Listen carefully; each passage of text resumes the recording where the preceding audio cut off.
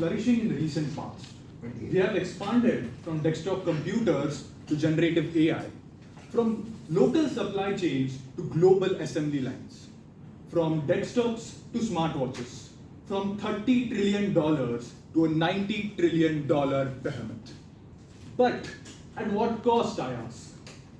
Our sea levels are rising. The sun is heating.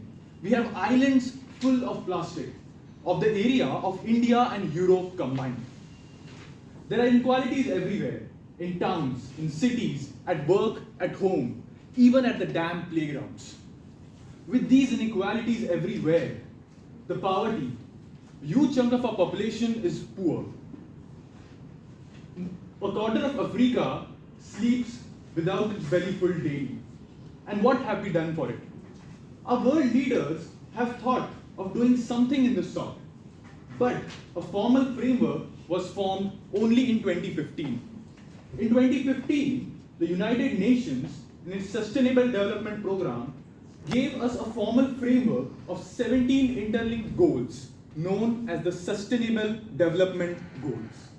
While the UN has been the introducer of these goals, it was on part of other intergovernmental organizations like the Group of 7, BRICS, the Group of 20 to focus and act as an instrument to achieve these goals. Good afternoon, everyone. I am Rajan Kabra, and today I will be discussing on the topic G20's role in addressing sustainable development goals and economic challenges. Let us understand what is sustainable development. Sustainable development is growth in present without hampering the growth in future. It is achieving or satisfying the needs of current without trading off with the needs of the future. It stands on three important pillars: economy, society, and environment. Economical progress, societal equality, and environmental protection, none at the cost of future. While the United Nations developed this program, it is also important to understand how G20 can address these issues. First of all, let me tell you what exactly is G20. G20, or the Group of 20, is a group of 19 countries along with the European Union formed with a basic approach of economic development as well as holistic development of the world as large. Earlier, the main focus of G20 countries had been on economic development, but with forming of the Development Working Group in 2010 and the United Nations Sustainable Development Goals in 2015, the role has been changed from mere economic development to holistic development of the world and society at large. In order to understand G20's role, we need to break down these sustainable development goals and talk on each one of them separately so that we understand what is the role of G20 in addressing them. Let's talk about the first three goals, which are the basic necessities of human life: no poverty, zero hunger, and good health and well-being. The main aim is to eradicate poverty, ensure that every individual sleeps with his belly full, and all have a healthy lifestyle. For this, G20 countries, as we can see the names of them like the US, India, France, Italy, Germany, all these countries have been the biggest manufacturers as well as exporters of not only food and agricultural products but also of drugs and vaccines. India, the current president of G20, the mother of yoga and meditation, has an important role to play in addressing these goals of mental health and well-being. Having talked about the basic necessities of life, let us move towards the next goal of quality education. We have always talked about the word of skilled population, but in order to make our population skillful, it is important that we educate them. And for that education, what is required are steps for sharing knowledge, education, skills, training. Important developed countries like the US, France, Italy, the West can impart their basic knowledge abilities which have helped them to create best policies to other countries, the least developed nations, the developing economies of the world. Next, after having talked about the humans as such, let us now talk about the society, the inequalities. The next two goals are reduced inequality in general and gender equality in particular. Talking of reduced inequalities, if you see, the presidencies of G20 have been hands of developing or emerging economies like Indonesia, India, and consequently it will be in hands of Brazil and South Africa. If you see, these are the major emerging economies of the world. Therefore, it is on them, it is on their shoulders to push for higher representations of nations which have been neglected in the recent past. The developing economies of the global south, the least developed nations of South Africa, least developed nations of Africa. This makes them an important approach to reduce inequality. Talking of gender equality, G20 has 2/3 of the world's population under its command. Even if this 2/3 of the population is taught about gender equality, and they are taught, and awareness is created of against sexual harassment and gender inequalities, it will create a great impact on the entire world as a large. Having covered the human society, let us move forward to our surroundings. The next goal is of clean water and sanitation. If you see rivers and oceans around the world, none of them can be seen in only a single country. They cut across boundaries. Therefore, it is important that G20 creates mechanisms that will help our rivers decontaminate and create a preserving role in that sense. Next, and one of the most important ones, is clean energy. Affordable and clean energy and climate action. All of us might have heard about the Paris Agreement. I hope everyone has. The Paris Agreement, the majority of nations which are parties to this agreement are a group of 20 countries. Therefore, group of 20 countries have a legal binding in order to ensure and act upon climate change and ensure that each one of their production facilities and distribution facilities focus on green and renewable energy. Having talked about surroundings, now let's move away from the humans. Let's talk about life with the other than humans, the other life forms. These are the goals of life below water and life on land. If you see the world map, major oceans and seas of the world are surrounded by the group of 20 countries. Considering this, it is important that the G20 nations take a responsibility and create conclaves so that they collaborate with other small coastal countries of the world and island nations in order to conserve these natural resources that are at their disposal. Also talking about the forest land, majority of the forest land in the earth is under the reign of the G20 countries. They also contribute major portion of forest land gains and forest land losses. This gives them an opportunity to take actions on this front. Also, if you see the G20 countries as a whole, there are countries which have deserts, there are countries which have rainforests. They have a diverse landscapes under their area.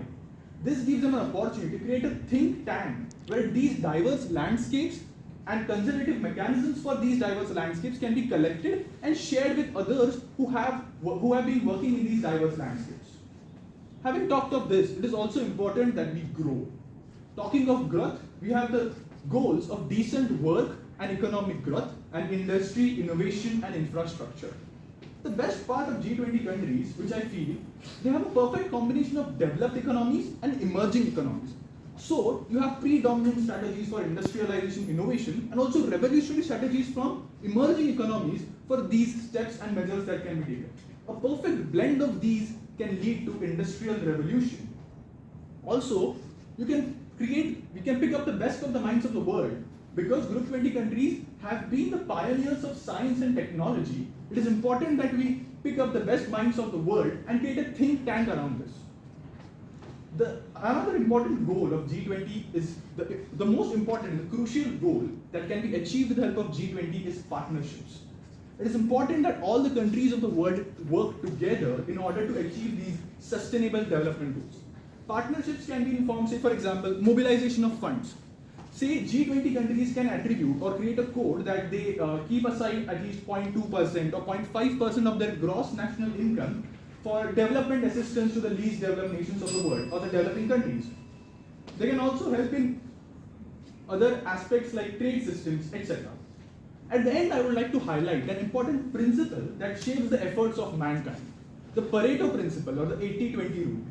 It says that 80% of consequences arise from 20% of actions. That is, the vital few are responsible for the mass results. It is the vital few, the G20, that can take most actions and influence the steps taken for the development of society at large. It is the 20% of the world countries that can create 80% of the impact on sustainable development goals. It is important that all countries work together as one family, one earth for one future. Thank you.